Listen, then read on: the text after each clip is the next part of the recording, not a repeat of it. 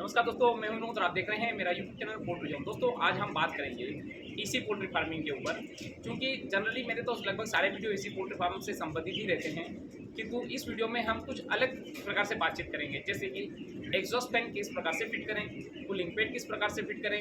हम बहुत सारे फार्मर भाइयों का जो कर्टन का जो मतलब डाउट है उसके ऊपर भी हम थोड़ा सा बातचीत करेंगे, और कंट्रोल पैनल हम कहाँ पे लगाएं, जनरेटर हम कहाँ पे लगाएं, तो इन सभी चीज़ों के ऊपर जो है हम विस्तार से बातचीत करेंगे। तो चलिए दोस्तों हम शुरू करते हैं। उससे पहले जो है मैं इस फार्म के बारे में बता दूं कि जैसे इस फार्म में अब ये कंप्लीट इसी फार्म है, इसमें कोई भी चीज़ें जो है इसी के हिसाब से ऐसा नहीं है कि ये जो है इसी में होना चाहिए और यहाँ ये जो यहाँ पे नहीं है। सिर्फ इसमें एक चीज़ है, ऑटोमेटिक फिटिंग लाइन।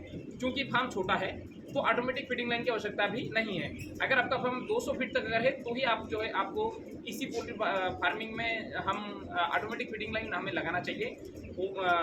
अगर 200 फीट से अगर नीचे है तो मेरे ख्याल से मैनुअल फिटिंग ही करना चाहिए। किंतु प्रायोरिटी अगर हम देखें क्लाइमेट को देखते हुए, सबसे जो मेजर हमारी जो समस्या है वो होती है गर्मी के कारण मोर्टेलिटी। चाहे हम प्राइवेट फार्मिंग कर रहे हो चाहे हम इसी फार्मिंग कर रहे हो, तो उन समस्या का जो पहला जो निदान अगर हम बोलें या फिर निराकरण अगर हम बोलें तो वो है इसी फार्मिंग। मतलब ऑटोमेटिक फीडिंग लाइन यहाँ पे सेकेंडरी होता है, इसी पोल्ट्री फार्मिंग यहाँ पे प्रायोरिटी होता है। तो इसलिए हम फीडिंग लाइन को अगर नेगलेक्ट कर दें तो यह कंप्लीट इसी शेड है। ठीक है, अब इसमें मेरे द्वारा डिजाइन किया हुआ कंट्रोल पैनल जो बहुत बड़े तरीके से रन कर रहा है, और मैंने लगभग इंडिया के हर एक राज्य में मेरा पैनल गया है और लगभग हर दूसरी तीसरी सिटी में मेरा जो है पैनल गया है। तो पूरा कंप्लीट और इन्वायरमेंट के हिसाब से कम बिजली ले, और हमें हमारी आवश्यकता के अनुसार जिस प्रकार से हम चाहते हैं कि भाई इतने टेम्परेचर पे चलना चाहिए, इतने टाइम चलना चाहिए, और कूलिंग पैड किस प्रकार से गीला होना चाहिए, ये सब चीज़ों के बारे में, कितने एम्पियर की एमसीबी लगेगी, कॉन्ट्रैक्टर कौन सा लगना चाहिए और कौन सी कंपनी का, मतलब सब चीज़ें जो सिस्टमेटिक तरीके से जिस प्रकार से हम सोच सकते हैं उसी प्रकार से जो है मैंने डिजाइन किया है। क्योंकि मैं खुद भी एक पोल्ट्री फार्मर हूँ, मुझे पता है कि कौन सी चीज़ होना चाहिए, किस प्रकार कौन सी चीज़ किस प्रकार से होना चाहिए।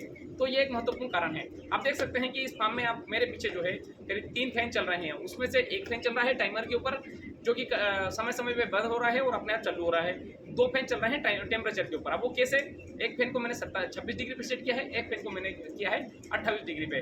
जो 26 डिग्री वाला फैन है उसके साथ में मैंने कूलिंग पैड की मोटर को भी सेट किया है। तो जैसे ही 26 डिग्री जो टेम्परेचर अचीव कर लेगा तो वो कूलिंग पैड की मोटर भी बंद हो जाएगी और एग्जॉस्ट फैन भी बंद हो जाएगा। मान लीजिए उन दोनों से टेम्परेचर कंट्रोल नहीं हुआ और टेम्परेचर बढ़ के 28 डिग्री पे गया, तो एक और फैन चालू हो जाएगा और जब तक चलेगा जब तक फार्म के अंदर का क्लाइमेट जो है 28 डिग्री नहीं आएगा। मतलब ये फार्म का जो है इसी फार्म का कार्य करने का भी तरीका मैंने बता दिया, और इस फार्म का जो अभी के जो करंट मतलब जो सिचुएशन है वो भी मैंने बता दिया। तो चलिए दोस्तों, ये तो हो गया हमारे फार्म के बारे में, इसी फार्म के बारे में। अब हम बात करते हैं एग्जॉस्ट फैन। एग्जॉस्ट फैन मुख्यतः हमारे इंडिया में तो एक तो सिंगल फेज और 3 फेज का आता है, किंतु उनके साइज में डिफरेंस नहीं आता। एक चीज़ मैं आपको पहले बता दूं कि 3 फेज के जो 3 फेज का जो एग्जॉस्ट फैन है उसमें आप सिंगल फेज की मोटर नहीं चला सकते। आप सिंगल फेज के फैन में अगर कोई फैन जो सिंगल फेज का डिजाइन किया हुआ है उसमें अगर आप 3 फेज की मोटर लगा देंगे तो चलेगा, किंतु 3 फेज के फैन में अगर आप सिंगल फेज की मोटर लगा देंगे तो मोटर नहीं चलेगी, मोटर जल जाएगी। ठीक है, अब इनकी साइज के ऊपर बात है तो जनरली हमारे इंडिया में 95 या 99% में अगर बोलूँ तो मतलब 54 इंच का जो है फैन ही यूज़ किया जाता है, और 1.5 HP की मोटर उसमें लगी जाती है। उसमें मोटरें सिंगल फेज 3 फेज दोनों हो सकती है, किंतु मुख्यतः 54 इंच का फैन प्रयोग किया जाता है। कहीं कहीं पे 60 इंच का प्रयोग किया जाता है, किंतु वहाँ पे जो है उसमें फिर मोटर भी 2 HP की लगती है। 1.5 HP की मोटर जो है उसमें काम नहीं करेगी, 2 HP की मोटर जो है उसमें चल जाएगी। तो इसलिए लगभग अगर हम देखें तो 54 इंच पे यहाँ लगभग इंडिया की बड़ी से बड़ी और छोटी से छोटी कंपनियां जो 54 इंच पे ही कार्य कर रही है। ठीक है, अब इसमें फिटिंग कैसे करें? एक फिटिंग करना एक सिंपल सा तरीका, जिस प्रकार से हम घर में खिड़की लगाते हैं वैसा का वैसा ही हमें एग्जॉस्ट फैन की भी फिटिंग हमें उस प्रकार से ही करनी होती है। उसमें कोई अलग से कोई होल पास देने की आवश्यकता नहीं होती। सिर्फ एक जैसे मान लीजिए हमारे 54 इंच का फैन है तो हम क्या करें, 54 इंच बाय 54 इंच का 54 इंच का लंबाई का और 18 इंच जो है मोटाई का एक फाउंडेशन बना देंगे। उस फाउंडेशन को हम उस फाउंडेशन के ऊपर जो हम एग्जॉस्ट फैन रख देंगे, और उसको जो है आसपास जो हम दीवार से की जो दीवार एक प्रकार से दीवार उठा देंगे या फिर हम उसमें दीवार में उसकी पैकिंग कर देंगे।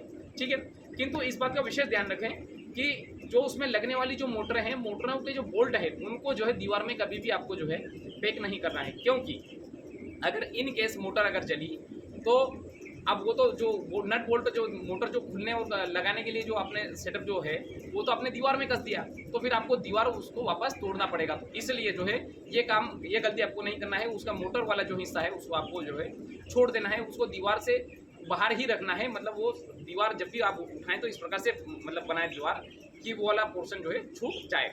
अब ये तो हो गया हमारा एग्जॉस्ट फैन।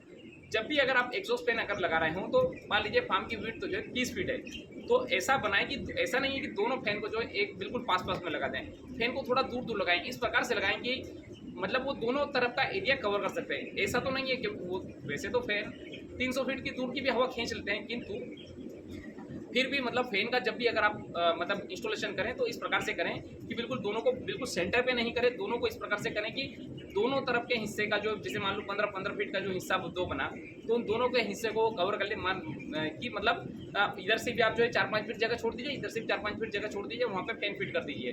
तो उस प्रकार से अगर आप फिट करेंगे तो बहुत आसानी से और मतलब बहुत बढ़िया तरीके से वो फैन वर्क करेगा। अब उसके बाद में आते हैं हम कूलिंग पेड। कूलिंग पेड मुख्यतः अब पहले तो हम डायरेक्शन की बात करें। जनरली जो कूलिंग पेड हम पूर्व और पश्चिम दोनों दिशा में लगा सकते हैं। इसके लिए स्पेशल कोई डायरेक्शन डिजाइन नहीं है, ना कूलिंग पेड के लिए डिजाइन है और ना ही हमारे एग्जॉस्ट फैन के लिए कोई डायरेक्शन डिजाइन है। तो अगर आप कूलिंग पेड अगर आप लगा रहे हैं तो किसी डायरेक्शन में लगा सकते हैं, ये तो हो गया। और कूलिंग पेड लगा सकते समय हमेशा फार्म से जैसे जिस प्रकार से मान लीजिए आपकी फार्म की विड्थ है 30 फीट, ठीक है ना, तो आप मतलब जब भी कूलिंग पेड लगाएं तो कम से कम 1.5 से 2 फीट आप पीछे हट के लगाएं। पीछे हट के इसलिए लगाना है क्योंकि जब भी फैन जब चलते हैं तो हवा को जब खींचते हैं तो जो कूलिंग पेड से जो पानी जो गिरता है उस पानी को भी खींच लेते हैं। तो उसके कारण जो लीटर जो है हमारे फार्म के अंदर, स्वाभाविक सी बात है, पानी जो है फार्म के अंदर गिरेगा तो हमारा लीटर खराब हो सकता है। तो इसके कारण हमें क्या करना है कि कूलिंग पेड को हमें थोड़ा सा पीछे 2 फीट करीब पीछे करके लगाना चाहिए। ठीक है, ये तो हो गया हमारा कूलिंग पेड का काम।